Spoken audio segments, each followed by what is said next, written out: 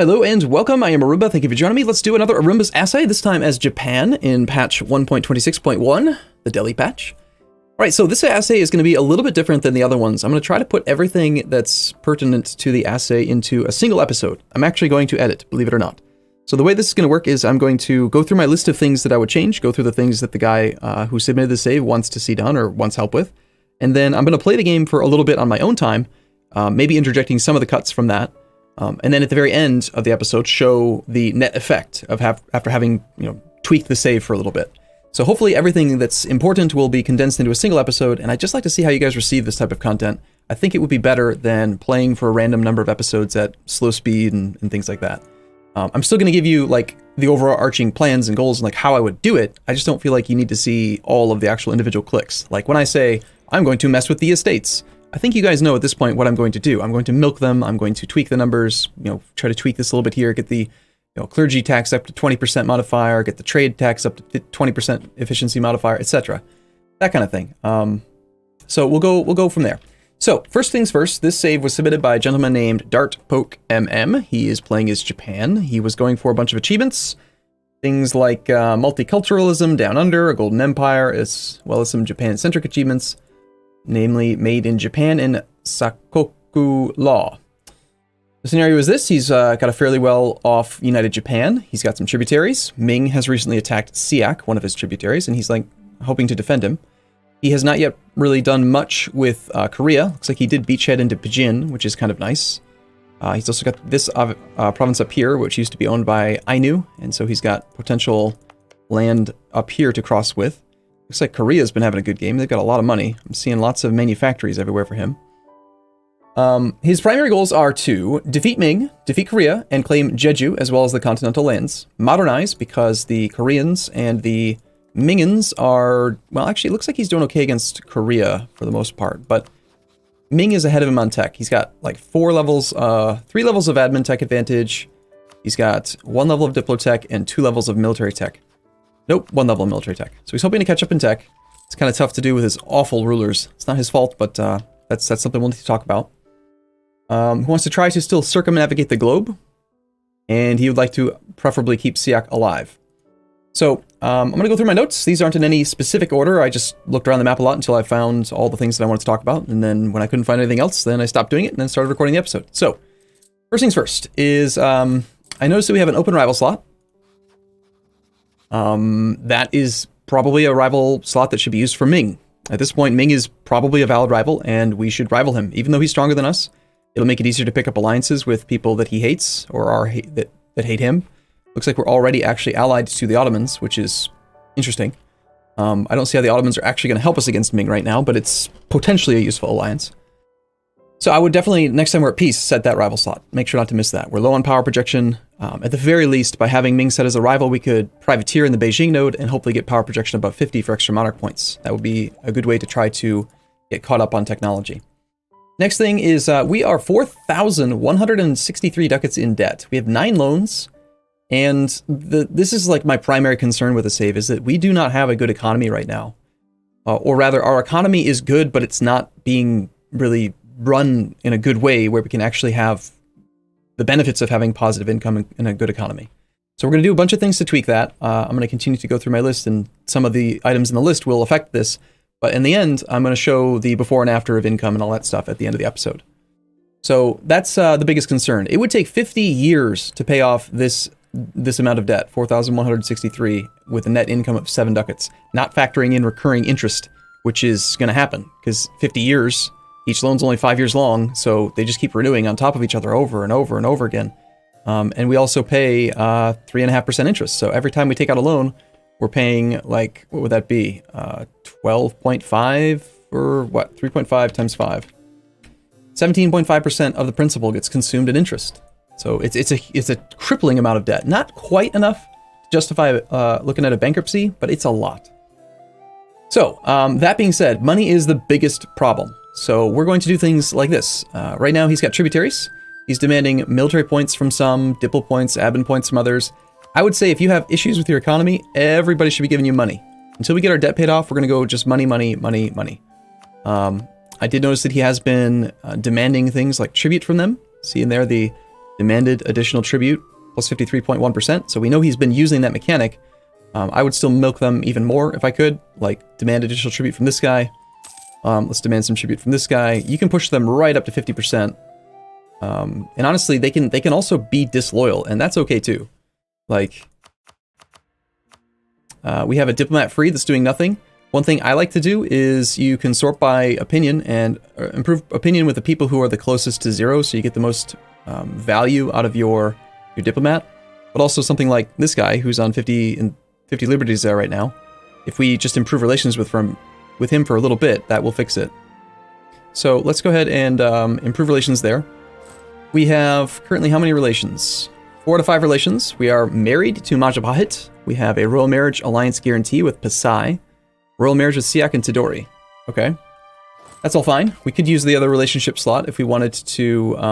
how on earth did we get involved with this war with the Ottomans, by the way? Ottomans attacked... What is this war? The Ottomans are the aggressors against the Commonwealth in the Commonwealth... Back against Commonwealth in the Ottoman conquest of Jedisan.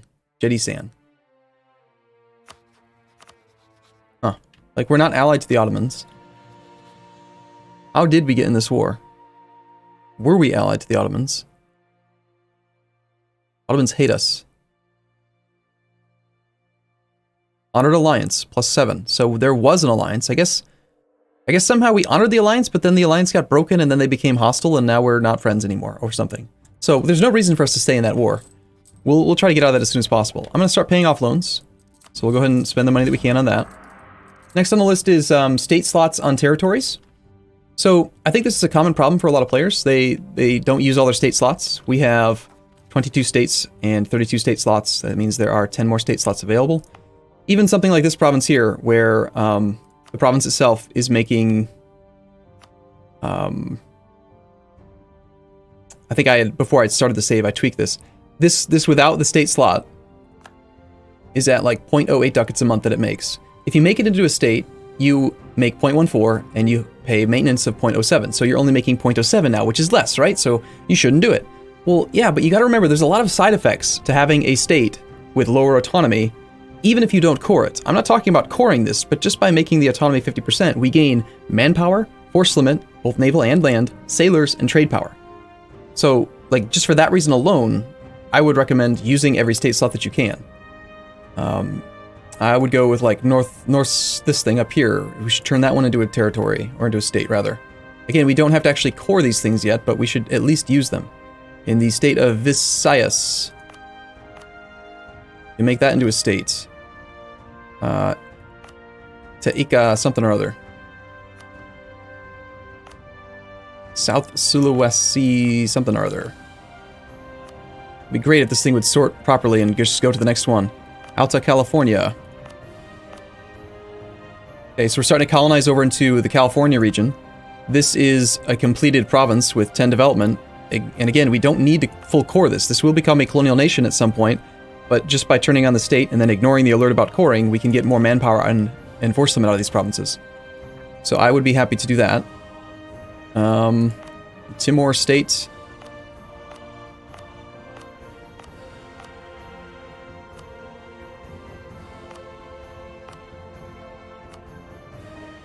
Well, I mean...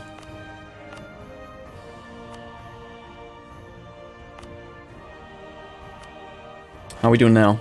We got room for one more. Okay with that. Alright, so just at least use those slots. Alright, so that's done. Next thing is that I was looking at the ideas that we have. We have expansion into offensive. Both great idea groups. Love those. Economic? It's okay. It's mostly finished, so that's nice. Exploration is apparently playing a very colonial-focused Japan. We do have enough points that we can finish this off. I would highly recommend doing this because it gives us access to more policies. We want to get those turned on right away, I think. So we're going to go over to here. We have access to a free Diplos policy. We're probably going to want to go with the colonial expansion policy for sure. Privateer efficiency plus 50% and ship durability plus 5% could be handy, though, in the current war that we're in. Might want to consider turning that one on, depending on how things go with Ming. I might come back to that. And then also, as soon as we finish off economic, we can get artillery combat ability plus 10%. Let's see what we have for our seller policy. We've got native coexistence right now, which means that we currently have negative 175% native uprising chance because we've got the policy on native coexistence and New World missions from the clergy estate. So it's going to cost admin points, but at this point, I'd probably consider going to either one of these other two so that we could maybe get some extra native assimilation, but it's kind of a low priority thing. And at the moment, I'd rather not lose stability. Okay, because we have expansion ideas, we're allowed to fabricate claims on trade company regions. And what we can do with that is get more tributaries. I was looking at this interface here under established tributary. There are 4 countries right now that if we were at peace would accept tributary status outright. Other countries, like say Butuan, the only reason that they won't accept is because we are not neighbors. So we can colonize adjacent to people. Butuan is where the heck is Butuan? Butuan. Bhutan. It's not Bhutan. It's Butuan. So that little guy there. So like by sending a colonist to here, we could get more tributaries, which would help out with economy because we can demand tribute. So that's something we should be doing. Using expansion, we can also fabricate claims on, say, anywhere really. Like Mutapa would become a tributary. Kilwa will not because we don't have a border, right? That's the only reason though. So we could colonize this island and then ask for Kilwa. I'm assuming that a naval, like a sea tile would count. But if it doesn't, I would consider fabricating on just somebody so that we can get in there and get more tributary slots established. That would be something I would be working toward while playing the game for a while. Okay, moving on, we've got the potential for trade companies. We've got things like down here, this colony, for example, could be made into a trade company. Although I did just make that into a state, which is probably not appropriate if we're going to make it into a trade company. The reason why you'd want to make it into a trade company is we would miss out on some of the tax modifier, but the production income stays good. We get more naval force limit, which is what we really care about. We do lose the sailors and we lose the manpower, but naval force limit is really, really important if you're going to play a colonial game. Also, eventually, I'm not really sure what the game plan is here, but I don't know why we've colonized here aside from maybe trying to get the tributary, but trying to move in this direction so that we can like collect in a better node would be reasonable to consider. Okay, next up. Merchants. Looks like we're accidentally steering in a way that doesn't quite make sense. Looking over here in the California node, it's defaulted to Mexico. Mexico, we only have 23% control, and all of that wealth is going in the wrong direction, toward the Caribbean. At the very least, this guy should be sending towards Giron, which comes to us. Second is that we have a free merchant. He may have just picked this guy up, I'm not sure. Maybe we just embraced an institution, possibly. The fact that we have no penalty, and looks like we just got global trade fully present. And we've also embraced manufactories. Yeah, it could be. I'm not sure. Either way, we have an extra merchant. That merchant should definitely be in Mexico, because Mexico can steer back towards the Nippon node. So let's transfer trade with the new merchant. And we can go to Mississippi River, which goes inland overseas. At least by going to the Giron node, we can then steal some percentage of this. 16% control here. Most of the money comes out. Yeah, that's ideal for us. That's what we want to do there. Okay. Next up, just as a comparison, like if you didn't have the extra merchant, if you had to choose between steering in the Mexico node versus the California node, you should always do that comparison where you look at the total value of the node relative to the total trade power, relative to the amount of power that you have, and decide which node's better. Mexico would have been better to steer from instead of California. All right, this is a big one. Looking at the debt again, we are running too many colonies. I don't think it's a good idea to ever go over your colonial limit unless you are going for an achievement, for example, like Ideas Guy / For Odin / First Come First Serve, where you're gonna like colonize the entire North and South America or something. Spending money to go over the colony limit is a very, very expensive decision, because not only do you pay really, really large amounts of money to go over the limit, but because you only have 3 colonies and a lot of the colonial growth comes from the settler chance. Look at this province here, for example, in Cauca. Every month we have a 17% chance of gaining 25 settlers. That means that having the colonist here is growing the colony by an average of only 51 per year. That doesn't sound right. Each month he has a 17% chance. 0.17. That's not right. That can't be right. 0.17 times 25 times 12 equals 51. Okay, it is. That is right. 51 people per year. So 51 people per year plus the 127 base, that still cuts in like a third of the actual growth of the colony. So it doesn't grow as fast having extra colonies beyond your colonial limit, and they're really expensive. And we have debt. So I'm going to go find like the smallest colony that he has, which I think is this one. Chinook is smallest. No, it's not. Wake is the smallest. I'm just going to cancel this one because I just don't think it's a good idea to run 4 colonies. It's just too expensive. And Chinook is also the one where we don't currently have a colonist. We have a colonist in Manado. Let's just send this guy to here. I'm not going to go down to 3. I think we can afford maybe that 4 ducat colony, but the 5th colony was just too expensive. Now we're making 18 ducats a month, which is a big difference. And we'll go from there. Okay, we need to embargo Bengal for more power projection, and also consider using privateers to get our power projection up to 50. Worst case scenario, we could send our ships over here to privateer Bengal. He's got 55% control. He's a rival. Like, we need power projection. If you want to modernize and get caught up in tech, that's what we need to do. So that's something I'll be looking to do in a moment. And then the last couple notes that I have before I'll start playing and then doing some editing are that we're spending too much money on cavalry. A common problem, I think, for a lot of players. They overvalue cavalry. Cavalry are not good. Cavalry are bad in this game. They're too expensive for what they do. They don't flank properly. They, especially when you have 15% infantry combat ability, like we don't need 17 cavalry. So I'm going to be cleaning up the army a little bit. I'm going to be going down to, at this level of tech, we can flank with plus 50%. So we could theoretically run a primary combat stack with like 6 cav. That's the most I'd consider, but personally I would take it even farther down. So I'm going to clean that up a little bit. Let's get rid of some of those cav. We're going to get rid of these 3 cav. We're going to get rid of both of those cav. That puts us at 9. I'm going to take it even further and get rid of these 3 cav as well. So now we're down to 6 cav, and that's probably about what I'm going to stick with. Let's get these armies on the coast over here so that we can be ready to do something against him. And we're about to take military tech, which gives us access to level 6 forts. So it's time to start shooting for our primary combat stack to have 20 cannons for max siege speed. We have 18 cannons total, so probably like to build up 2 more. But our next primary war is going to be probably against Korea. And Korea does not have high level forts. He's got a level 4 there, but only a level 3 and a level 2 here. So we are okay-ish on cannons, but I'd still consider building more at this point. Okay, next and lastly, my last little note before I actually start playing and doing all that stuff, I noticed that we just recently unmothballed our fleet. It's currently repairing.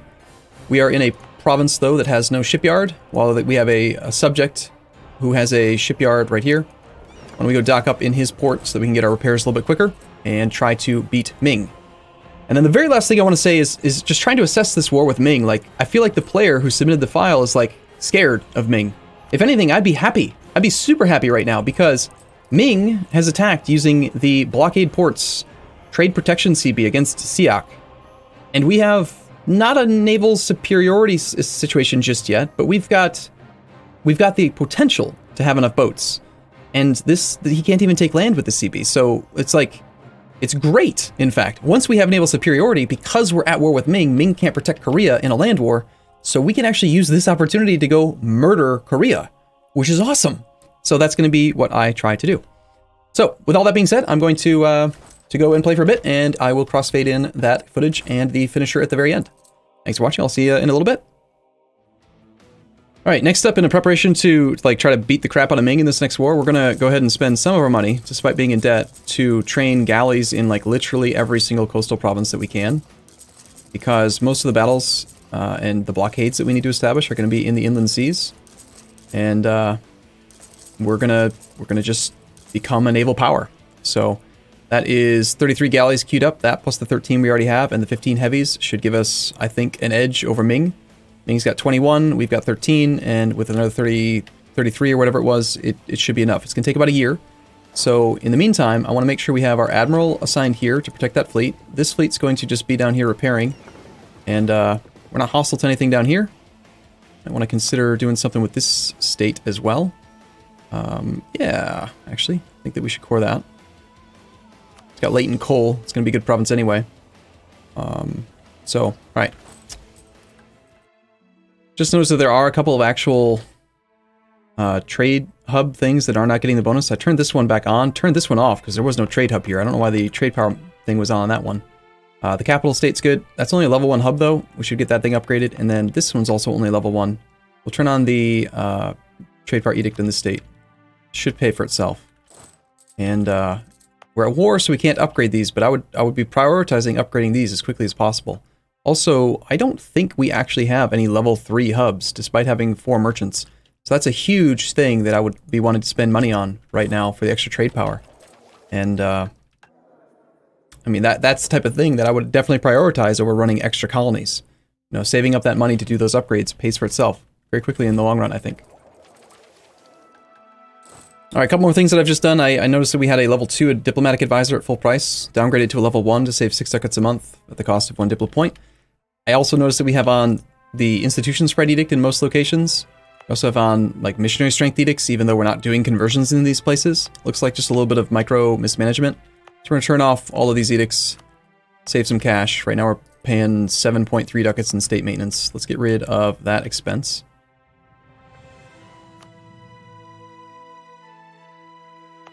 And institution edict is like one of the worst ones to even have. It's very situational. Really got to be careful with that. Local trade power edicts. If you actually look at the math for like whether or not this makes us money, I don't think it usually makes sense. Although we do have Satsuma influential power holder. We have an extra minus 40% and fully expansionist. This might make sense actually. For the trade power edicts at least, but not the institution spread ones. Especially in the capital state. Capital state's going to have like no maintenance at all, so of course we want a trade power edict there. I don't even think that there are any institutions to be spread here at this point. It's possible that he sent me the save like right after he embraced the institution though. Okay, I still see any others? No. All right, so that's gonna help us out. We're now making 37 ducats net a month, and state maintenance is down to 4.14. I just noticed that we have access to some gold income. We have 2 gold mines right now. One of them is going to be cheaper to develop than the other in Ichigo. They're both prosperous. So this is something I would have definitely done a long time ago. Let's go for local development cost modifier.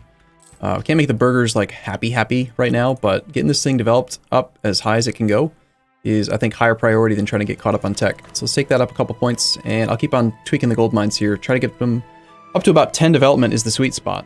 Just noticed an opportunity for some more profit. We have subject Anam who would accept an offer for knowledge sharing. We can offer him and just get like a little half ducat a month here. That's fine. All right, so about a year's gone by. Ming is trying to invade us. They currently have naval superiority, but our ships are about to pop out. I trained some more infantry, trying to get relative strength of the alliance back up to get these guys loyal. Didn't quite make the mark before the next tick. Part of it was that I lost 1 diplomatic reputation when downgrading the advisor, so that gave everyone 5% more liberty desire. But Ming is trying to land a leaderless 44 stack with his 1 level of tech advantage over us, 19 over 18. I've intentionally tried to place an army here on time so that we can be the defender and have him take a -2 crossing penalty. Hopefully that'll make up for the fact that we have slight tech disadvantage. Also continuing to explore as much as I can down here in Africa, just so we can reveal things. Looks like Castile is down in the Cape of Good Hope. Okay, so we're the defender here. We got troops that are arriving as well. So he took a -2 crossing penalty, no leader, rolls a 0. He's got too many cannons as well. Excellent deployment by Ming, super smart. With reinforcements, we should be fine. All right, so a lot of the galleys are coming out now. We're trying to get them all to combine in right now, so they're all heading toward a location. I've taken the ships that are not damaged. We only have 6 heavies that are currently at full strength. But I've sent them off with the naval admiral guy to go and hunt enemy fleets in the East China Sea, hoping to just pick off the remainder of whatever Ming has so that we have the ability to then establish blockades almost everywhere. Might be safer to wait for the rest of the heavies to repair. So actually, the more I think about it, I'm going to just do that for now. But that's going to be the game plan. Pick off the navies. Once we've killed the navies, then we declare war on Korea. And we've got enough troops here to invade. We also have a tech advantage over Korea right now. And if we do a timing attack with Miltech 19, we can even have level 2 obsolete forts on his forts. It's time to declare war on Korea. We have naval superiority now, I'm almost positive. We've got 14 heavies on our side, of which we own 11, and we have 46 galleys versus Ming's 20 and 14. So the galleys is all that really matters. Just needs to be strong enough to force Ming to leave us alone while we attack Korea. So, the army's already on the boats. We're sending over a 32 stack. We're going to make the war goal preferably a fort with defensive bonuses if we can get it. And also high defensive stuff is quite nice. So we've got claims right now on all of this. That fort did get turned on. I guess he noticed me when I said that earlier. Let's just make it over Gyeongju or something like that. So we've landed that army there. Now we're going to load up this army and have them come in behind. Just going to ignore attrition and land everybody in that province. This is going to be our new beachhead. Also, since it's not controlled by the zone of control, we don't have to worry about that being taken back. If I scorch it, it'll stay ours for a long period of time. So hopefully Ming ignores my armies if they're in defensive terrain, allowing me to get a foothold down in here. And then once we get to 25 war score with Korea, he can't call in his defensive allies. That's just like a thing in the game. Like defensive calls to arms, you used to be able to exploit it where, like if you establish a blockade on day 1 of an OPM coastal subject, OPM coastal guy, the blockade would give you 25 war score, which means he couldn't even send out defensive calls. As far as I know, that still works. But even if it doesn't, the thing is that, let's say that I do peace out with Ming, or rather, Siak pieces out with Ming, because I can't actually control it. I'm not the war leader. But even if Ming comes in as the defender on Korea's side and gives him a bunch of relative strength, he's still the one getting the war exhaustion. He's still the one that's doing the negotiation. He's still the one that ultimately is going to bow out. So his enthusiasm was what was important, not Ming's. So this war should be fine. The gold mine just collapsed. Are you kidding me? The chances of that are so slim. I had it up to 8, and now it's already collapsed. Awesome. All right, so as I expected, trying to get a beachhead up here in the defensive terrain is working out in my favor. Korea is coming around with a 17 stack into Haeju or whatever, and this guy, Ming, just engages with the leader of this army in defensive terrain against our pretty well-composed army. I'm sending a single troop back up there to maintain control of that province, and one of the bare-bones siege down here. Looks like this guy might be coming around to try to engage that. Alright, so real quick, the war just ended. Siak finally decided to peace out, and it's taken a couple years for that to happen, but Ming peaced out for just 4 reps with Siak. Now we're going to very quickly try to go and do an invasion. I mean, Ming's probably still going to defend him at this point, but let's see what we can do. If we see those guys go hostile, we know that we're probably not going to be able to pick off Ming here. Or sorry, pick off Korea. The fact that the war's been going on for a while, since 59, might also prevent him from joining. In fact, let's get a diplomat back from here. After 5 years, I don't think you can even call in people defensively, so this will still probably end up working out. Alright, so I have resolved the war here with Korea then. Occupied his capital, occupied this thing. He has no capacity to beat us now. We did get caught up on Tech 19 to his Tech 18. We could push for 100% here, but I feel like there's a lot more potential value we can get if we just peace out now, establish tributaries, that kind of stuff. So we're going to go ahead and do that now. I'm peacing out for these 3 provinces, plus that mountain. I want the mountain so we can have a fort there that will give us a nice defensive location against him in the future. We're also going to take Jeju for the peace deal, because that's what the gentleman who submitted the save wanted to see. We're going to pay off as many loans as we can. I did want to take war reps, because economy is, like, again, the biggest concern I have with this campaign right now. And I also wanted to take a little bit of direct cash from him as well, so that we could just force him to be weak in the future, and also give us the money to pay off our loans. Just a quick little thing that I noticed that I wanted to mention before I forget is that we only have 5 forts, and with a good economy, if we were running the economy properly, we want to shoot for getting army tradition from our forts. Army tradition is so important in this game. So with 859 development right now, we need to have a total of 17.2 fully upgraded current level forts. So 17 level 4 forts. And we currently have 5 fortresses that are only level 1. So because of that, we're missing out on, like, all army tradition. Fully maintained forts, 0.15. Starting next tech, we need to have level 6 forts. So, like, the amount of army tradition we get is just minuscule. And I think we should try to get up to that proper number in the future. I'll be working toward that if I can.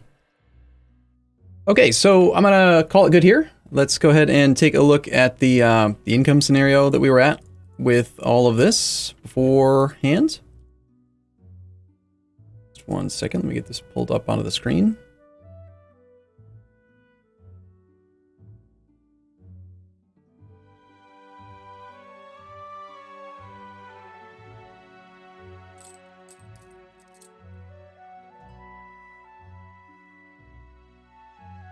All right, so beforehand, income here in the center, this is like the before capture. After playing for probably a little bit over 10 years, writing the economy, getting all the loans paid off, going down to fewer maintenance. Now I'm supporting a few extra because we can, sorry, he was paying more there. Now I'm paying for 4, which I think is an appropriate amount. Being 1 over is not a big deal. We formed Colonial Australia. We're probably going to work next towards Colonial California so that we can have them send gold to us and stuff. Army maintenance is higher now than it used to be. Fleet maintenance is a little bit higher. Still spending less on advisors. State maintenance is also higher because I think I've just got more conversions and stuff going on right now. We're converting provinces. Religious unity is in a good spot. We have 2 more forts now, but I'd like more. And the main thing is that right now we're privateering the crap out of Beijing. I have been training ships for the last few years and also building more naval force limit up. So right now we have currently a naval force limit of 196, and there are a lot of shipyards being built right now. Basically every couple months I'm building them. And we also have a lot more light ships that are queued up. We are at 108 with 27 more coming. Basically all I do is I just let the game run, and every month that passes by I just build more ships or build more shipyards. And I will do that ad infinitum until I run out of slots to build shipyards, because boats are freaking great. And there's still a lot of locations we can upgrade for more naval force limit. I've also been fabricating down here in this area so that we can go after... I made Mutapa into a tributary. He's been paying us every year now. There's already an army in position to go after Betsimisaraka and after Sakalava. We could full annex Sakalava, then release him, and then have him just be a subject down here. Or we could take the land for ourselves, try to get control so we can get extra merchant, which gives us more income. We're not really beating Ming yet. Ming still has a really high income in this campaign, 285 gold versus our 133, but the 133 doesn't factor in the money we're stealing from him. So it's actually more like 165 versus his 285. So we're catching up. Granted, he's got 14,000 ducats in the bank, but the truce expires in about 2 years. And with no debts and the ability to just go kind of crazy with buildings and stuff, I'd be going in that direction. I would not be trying to hire higher level advisors yet. I would not be trying to run more colonies yet. I would pretty much just be building shipyards until we hit the cap. Then from there, I'd be looking for workshops. There's plenty of good workshop upgrades, temple upgrades, marketplace upgrades that we could go up to tier 2. Eventually, we could be going for universities so that we could get some actual splendor growth this age. We only have 1 per month right now. We need to upgrade the forts. We need to build more forts. We need to get our army tradition up, raise max manpower, etc., etc. But yeah, I mean, this is a solid save, and ultimately I think it's just about writing the economy mostly. So let me know what your thoughts are on this edited video. It took longer to put together than I expected, but I was happy to record it. I had a good time. I'll see you guys in the next one. See you soon.